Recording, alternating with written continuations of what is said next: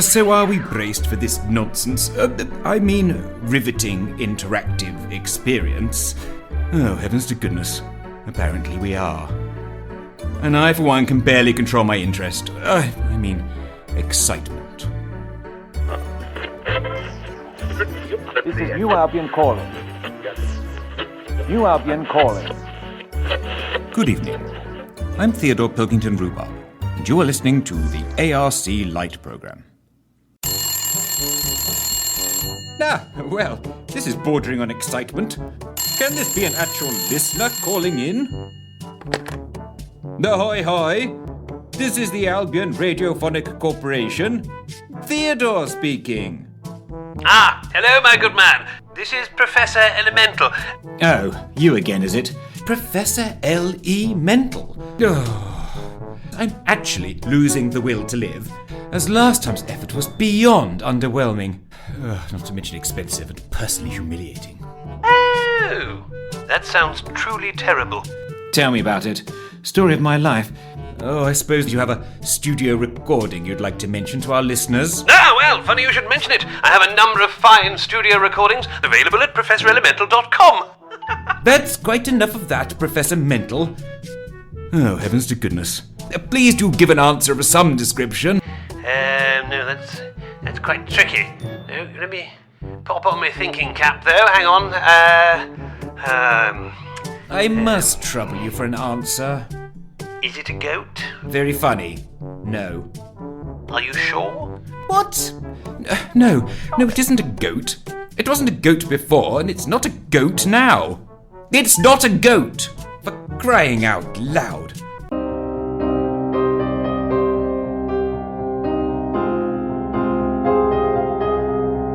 Good evening, and welcome to this ARC special broadcast.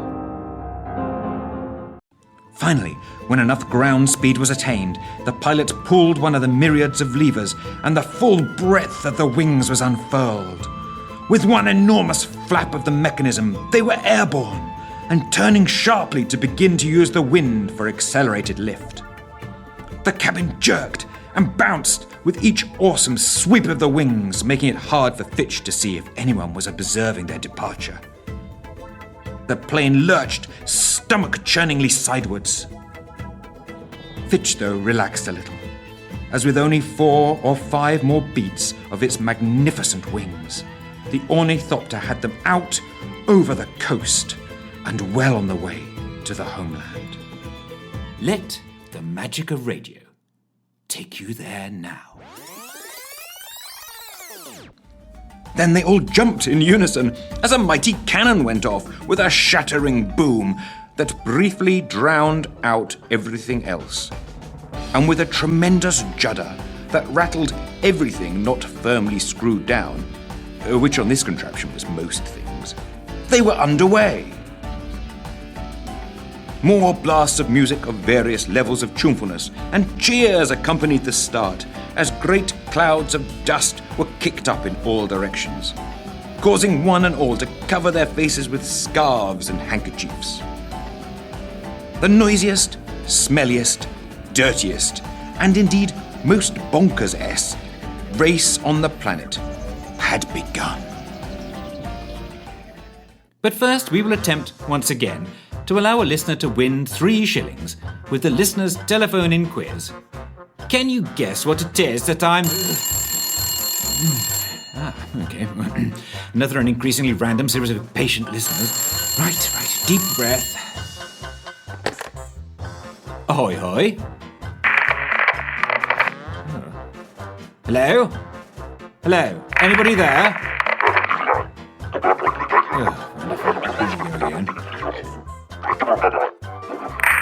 Dirt grubber of a smelly disposition, this voice represents Igor the almost indestructible. Surrender your strategically vital radiophonic frippery or face grotty death of an irksome nature. Mother, is that you?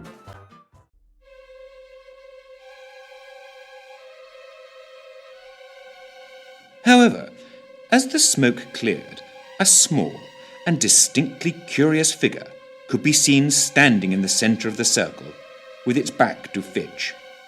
busying itself with what seemed to be a very large weapon of some description. The figure was quite a thing.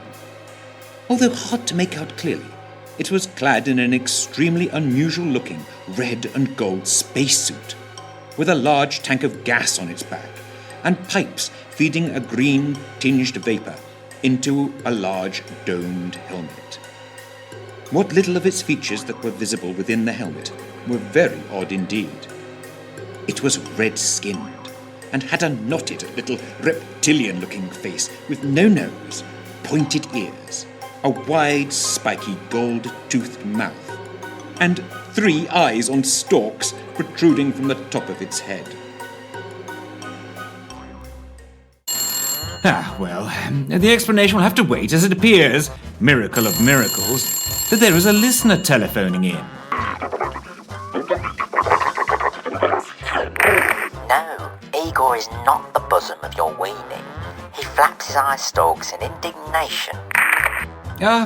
Many apologies, dearest listener Eager, but you do sound a bit like my mother.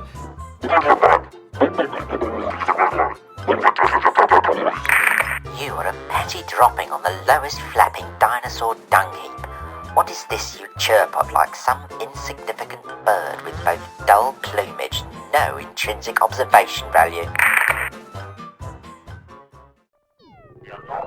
Sure enough, there it is, the ominous great ellipse of a Martian war wheel, belching acrid black soot with abandon as it cares not for who sees it. Rolling ever on, crushing all beneath its iron rim. Fully 200 feet in height, it towers above any circular construct of Homo sapiens.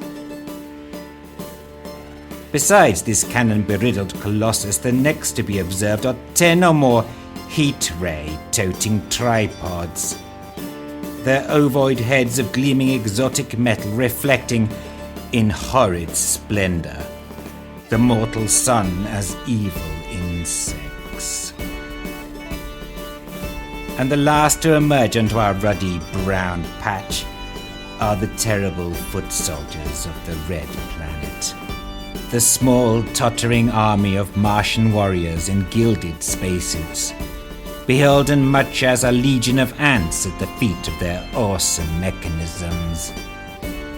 Do you have an answer or not? Do not say goat. Are you sure it's not a goat? No! No, you great blithering nincompoop. I've already told you that it's not a bloomin' goat. None of the answers is goat. It's not a goat. All right, keep your shirt on. Well, there's no need to get personal. Do you have an answer or not? No. I have absolutely no idea what that is. Oh, for crying out loud, are you actually taking this seriously? Or are you going to just rant like a lunatic all evening? What are you a professor of? Hip-hop. I do hip-hop. Typical. Oh, I think we finally reached the end of the line with this nonsense, Mabel.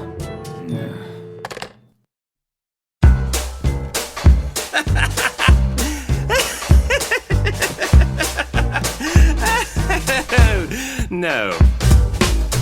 Well, that's quite a situation for our young... Wait a minute. What on earth is this music? Mabel, is this your gentleman caller, so-called Professor Mental? Oh, it's such a racket. Honestly, how'd you put up with this? No wealth, but we live like kings. Well, it just sounds like noise to me. I don't need weapons, that's not very nice. At the top of your lungs, all shout and sing. No doubt, no fear, we'll live like kings. Live like kings? What sort of name for a song is that? No, I don't care if it's available to purchase from ProfessorElemental.com, whatever that might be. I certainly won't be purchasing it anytime soon. I would get you to turn it off, but I suspect no one is listening anyway. Well, good night, New Albion.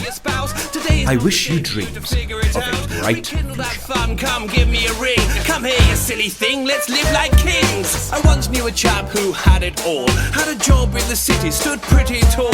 Rise and shine every day to make pots of cash. Flash ride, can't stop, well he's got to dash. Days into nights, work overtime. Weekends go late, he'd go most the time. Until one day he broke down close to crying. He gave it all in, now he's as broke as I am. I once knew a star who'd achieved a dream. All stories these voices and characters created by and copyright to Darren Callan, The legions of fans and the shows and stadiums. with the exception of Professor Elemental, who played himself. Trolls, labels and For more information about Professor Elemental, go to www.professorelemental.com. chaps learn vital facts. You get All music by Charlotte Savagar, with the exception of Live Like Kings, from the album The School of Whimsy by Professor Elemental.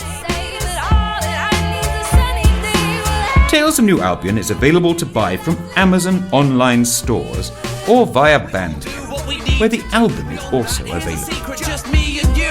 Good people. For more information, go to www.talesofnewalbion.com or search for Tales of New Albion on Facebook. Jeffrey. Tales of New Albion is a Monkey Teaspoon production for Albion Radiophonic Corporation. I had no idea you could play like this. Well, that was a total waste of everybody's time.